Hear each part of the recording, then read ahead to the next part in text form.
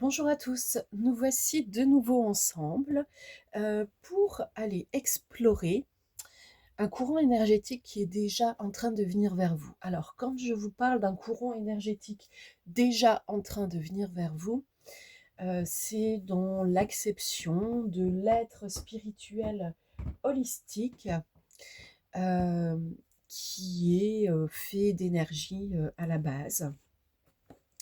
Ici, nous allons recevoir déjà un petit message qui n'est pas du tout appuyé sur un tarot ou un oracle ou que sais-je encore. Euh, la phrase, elle est assez simple et vous allez voir qu'elle est pourtant assez puissante. Hâte-toi de bien vivre. Hâte-toi de bien vivre. Souvent, on peut nous demander de prendre notre temps. Et prendre notre temps va aussi dans la philosophie du carpe diem, euh, de se plonger dans l'instant présent, d'arrêter de regarder ce qui s'est passé en hiver quand on est au printemps, et puis de ne pas songer tout de suite à l'automne et ainsi de suite. Dans le hâte-toi de bien vivre, il peut y avoir la notion de tout à coup se précipiter, mais pas forcément durant toute l'existence non plus. C'est peut-être se remettre en action un peu précipitamment, euh, ou peut-être même, je dirais, se forcer un petit peu à passer de nouveau à l'action. D'accord? Donc là, cela peut toucher évidemment n'importe quel sujet de votre existence où vous auriez l'impression d'avoir laissé un petit peu les choses s'accumuler, s'endetter de côté, etc. Bon. Hâte-toi de bien vivre ne signifie pas, par exemple, euh, tout dépenser, se dépenser totalement sans penser qu'il y aura un lendemain, etc. C'est évidemment bien différent de se démunir euh, ou de brûler la chandelle par les deux bouts. Ok. Euh, on vous invite toujours, quand on vous donne un conseil venant de votre propre ciel, on vous invite toujours à la mesure, et même quand on vous dit hâte-toi, ce qui peut sembler être de la précipitation, donc sans mesure, il y en a quand même, d'accord?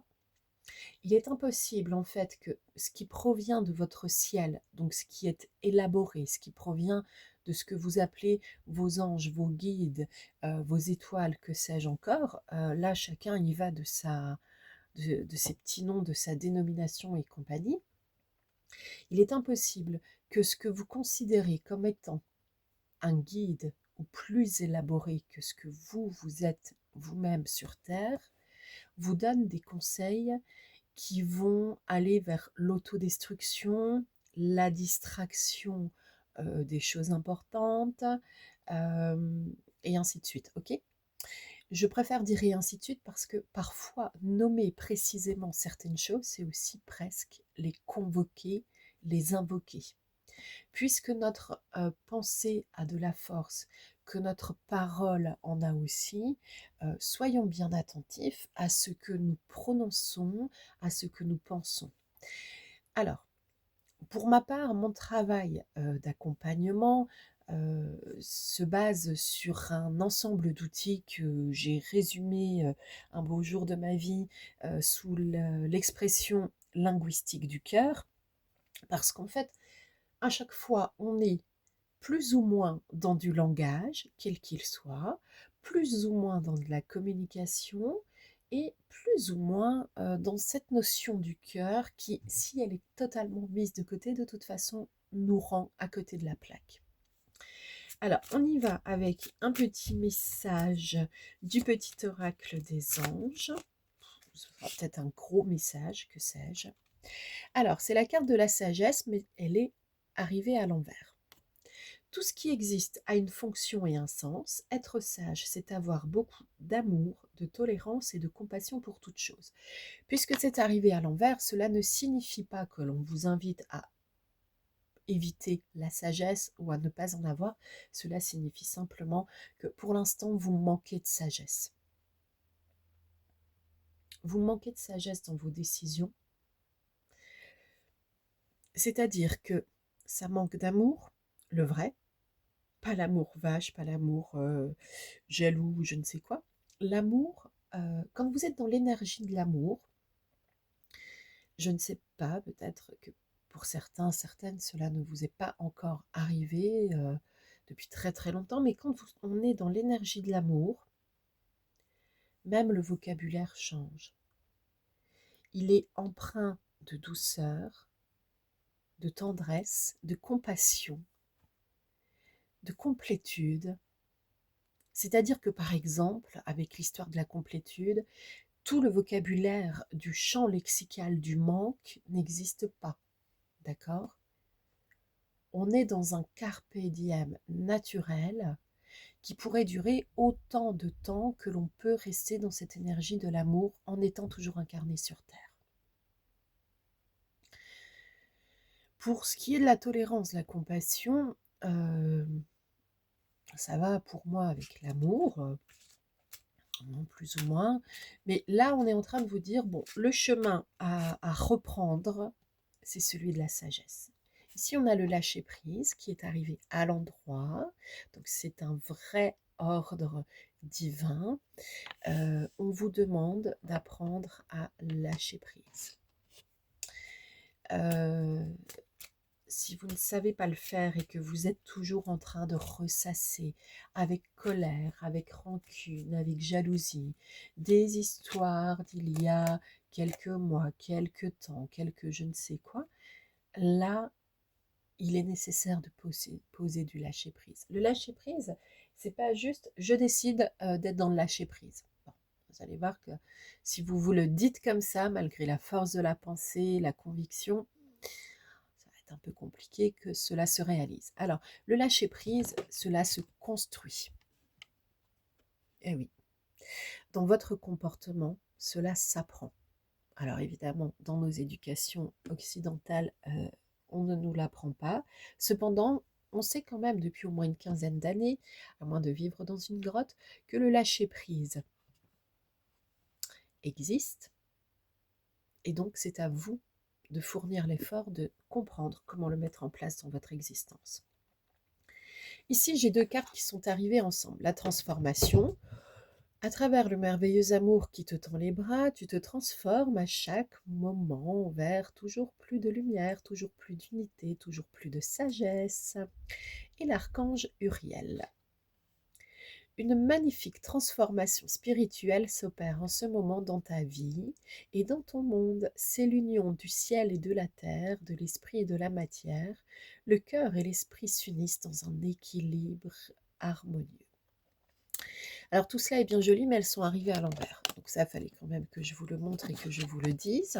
Je ne peux pas le cacher parce que le message est complètement différent, évidemment. Encore une fois, on ne vous dit pas il n'y aura jamais de transformation, vous ne serez jamais en contact avec l'énergie de l'archange Uriel, etc. Non, pas du tout.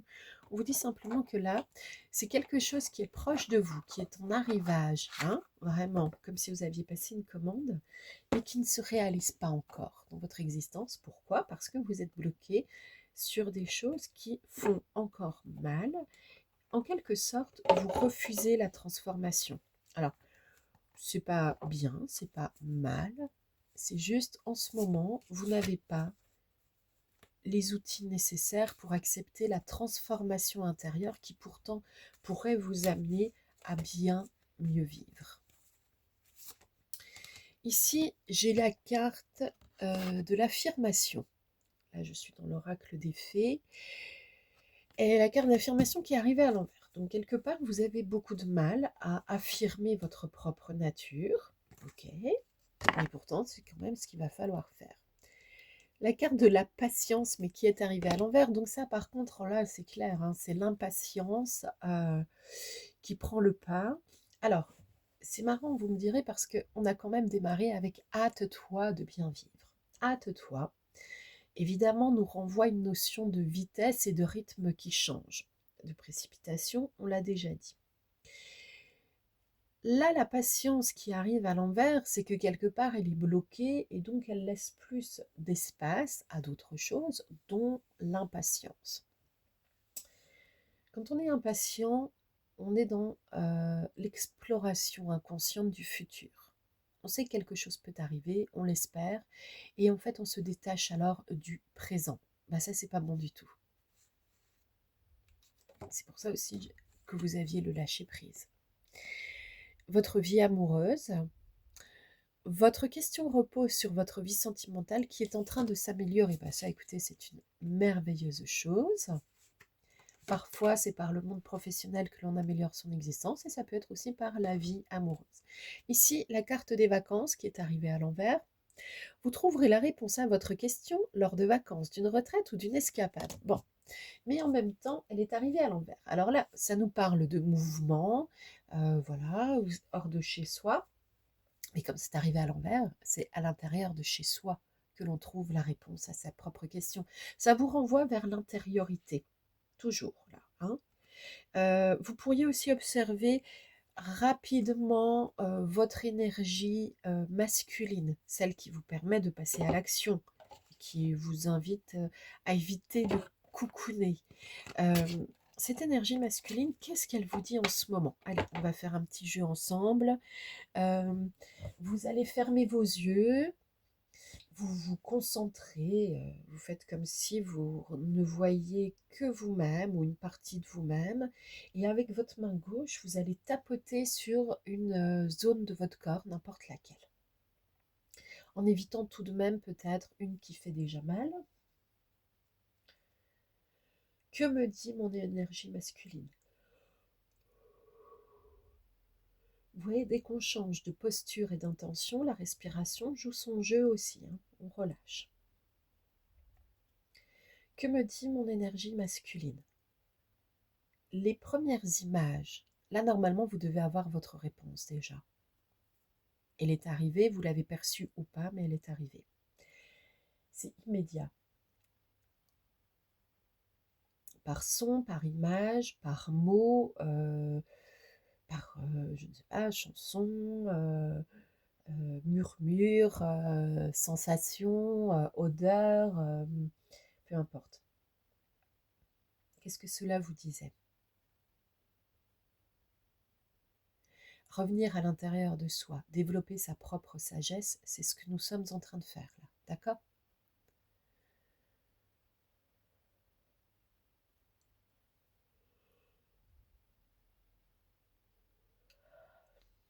Pour certains, c'est en train de passer par moi, pour certains, c'est le diaphragme qui s'ouvre, se replace, se déplace, s'étend et lâche quelques contractions qui étaient un petit peu importantes depuis quelques jours. Cela pourrait vous redonner le sourire, et puis une meilleure respiration, et une meilleure posture physique. Pour d'autres, je perçois que c'est par exemple plus au niveau des pieds. Votre énergie masculine vous parle de blocage aux pieds. C'est comme si vous aviez arrêté de marcher vers la bonne direction. Pour certains, c'est clairement dans le chakra de la gorge. Vous n'avez plus envie de parler. Et en soi, chacune a sa propre raison. Mais la raison provient à ce moment-là du mental, pas de l'énergie du cœur. Et c'est l'énergie du cœur qui vous fait avancer sur le bon chemin. Si vous voulez, vous pouvez reprendre cette vidéo depuis le début, puisque maintenant vous en connaissez l'issue, et voir un petit peu ce que votre corps vous murmure à l'oreille. Pour ceux qui désirent acquérir mes livres, eh bien, il y a Interprète entre terre et ciel, notamment pour le développement individuel, à titre personnel et ou professionnel. Là, c'est plutôt une philosophie de vie ésotérique. Ok. L'autre livre en développement individuel est dans une philosophie un tout petit peu plus, on va dire, holistique, neutre.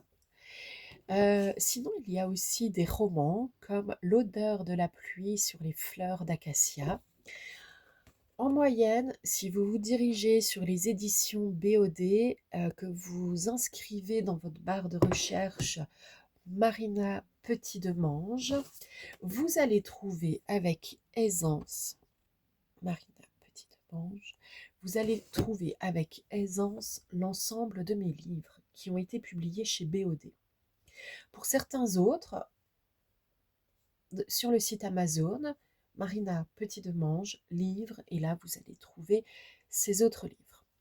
Il n'y en a plus qu'un seul qui a été en rupture de stock dans les librairies online et qui est encore en stock pour un petit peu chez moi, c'est Le cœur en piste aux étoiles. C'est l'histoire de deux belles âmes qui se sont connues un peu, très peu, se sont observées beaucoup, se sont perdues de vue énormément, et puis se sont revues. Absolument. Et à votre avis, que s'y passe-t-il? À bientôt.